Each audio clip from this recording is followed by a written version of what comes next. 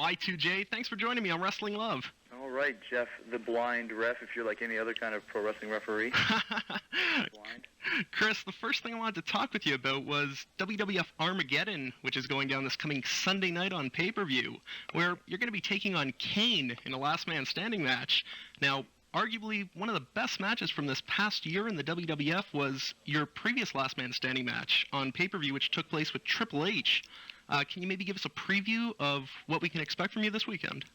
Well, like you said, the one with Triple H was definitely a match of the year candidate, probably one of the best matches I've had this year, if not in my whole career. It's kind of a breakthrough match for me, and also a very tough match. I'm saying that as a real-life thing. I mean, I felt like I got run over by a truck when that match was over. Oh, boy. And now, instead of having a last man standing match with a 6'5", 260-pound guy, I have a match with a 7', 350-pound guy. So I expect to feel like I got ran over by two trucks after this one is done, because they're very grueling matches. You know, they're hard matches, they're hard-hitting matches, and I can't say that I'm looking forward to it, but I am excited about it, and I'm thinking it's going to be a great match. And like I said, this is the biggest guy in the WWF that's around right now, and he's a definite killer. So it's going to be interesting to see what kind of stuff we can put together.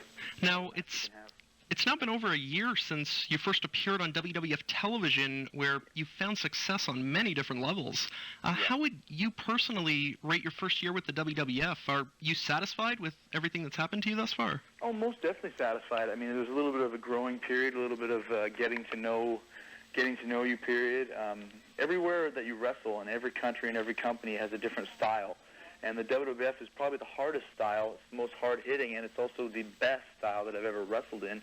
And anybody who comes into the WWF for the first little while, there's a little bit of, like I said, a growing period where you're kind of getting used to kind of the style and all the guys, and getting the trust of the guys and the respect of the office and of the fans. And the first couple months were like I said, kind of a growing period. But then now, especially since about January of this year on to now, it's been nonstop tremendous. I've enjoyed it all. It's definitely the best decision I ever made in my life as far as my career goes, to come to the WWF.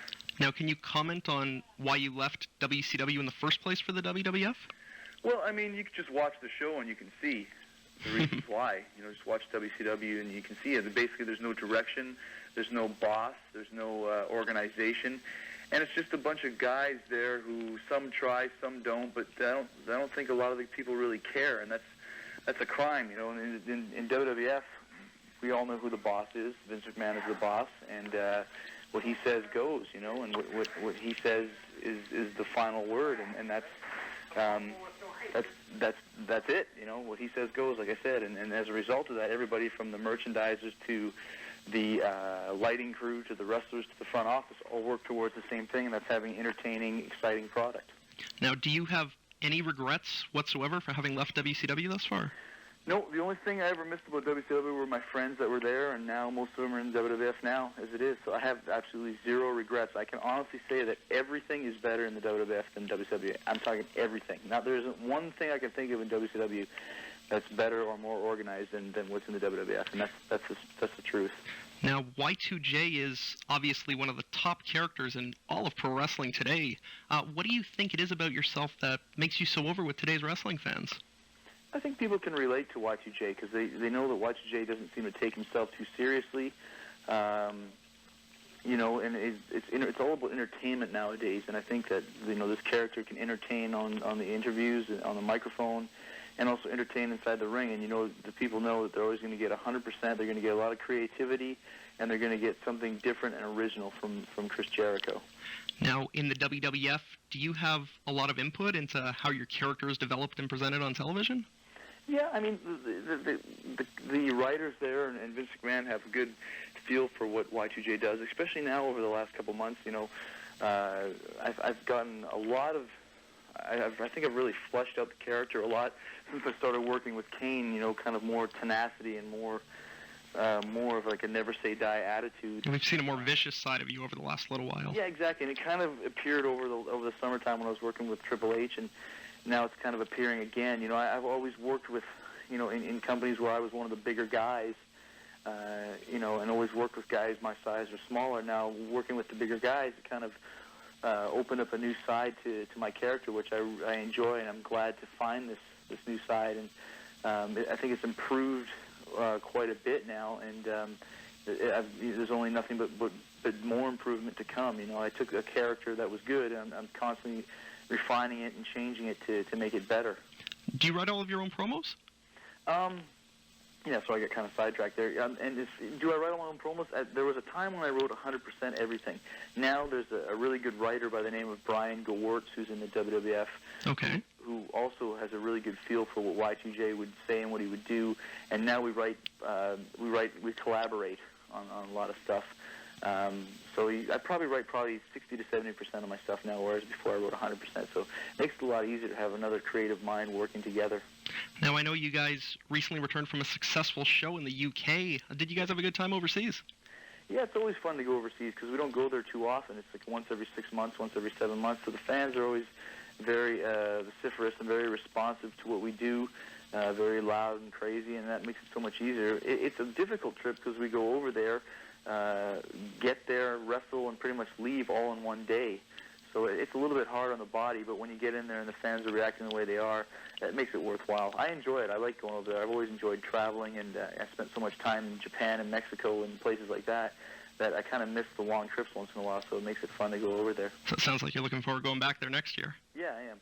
Now, how did you originally get all started up in professional wrestling altogether in the first place?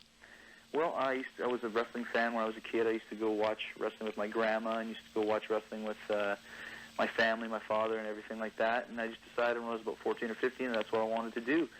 So that's what I did. I went to wrestling school when I was 19 because I graduated from high school when I was 17. I was born in November, so the school ended, and I was still 17, and I was too young to go to wrestling school then because you had to be 18. So I decided to go to college for a couple of years. I got my degree in journalism, and then when I was 19, I went to Calgary to go to the Hart Brothers Wrestling School, and then trained for 3 months. And after that, I was pretty much on my own, and just kind of made my way from there. Now, do you have any idea as to what you'd maybe be doing nowadays for a living had it not been for pro wrestling? Well, when I was younger, I always wanted to be a hockey player, a wrestler, or a rock star. Okay. And it was too hard to be a rock star, and hockey, I don't think I was good enough. So it was either wrestling or, like I said, I made sure to cover myself up. I'd probably be writing, I'd probably be the editor of a newspaper or the editor of the sports section of a newspaper or something like that somewhere. Chris, back to rock stars for a second. Can you tell me a bit about the band Fozzy? As we've seen on WWF television in the past, you're a pretty big fan of theirs. Why are you so fascinated with them?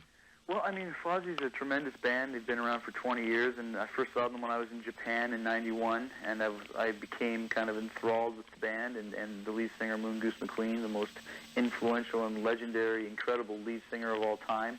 And I've just been a big fan of the band, and now they're back in the States. I'm just really excited to have them around. I've, like I said, been really influenced by Moon Goose McQueen, kind of one of my rock and roll idols, and just always kind of try to pattern myself after this guy. And now that they're back in the States and in Canada, they're really going to reclaim their crown as the true kings of heavy music.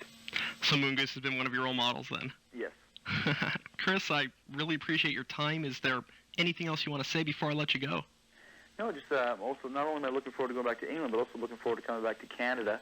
I think we do Toronto quite a bit, but as far as Western Canada and all the other places, I think we're coming back in May, and it's always a great time to wrestle in Canada because, once again, the fans are crazy, and it's like a homecoming for me. And this year we worked in Calgary and Edmonton and Vancouver, and that was a real thrill, and it's going to be a real thrill to return. I think we're doing Winnipeg again, and the Canadian Jericho are once again rabid and insane, and I enjoy coming to perform for them each and every night.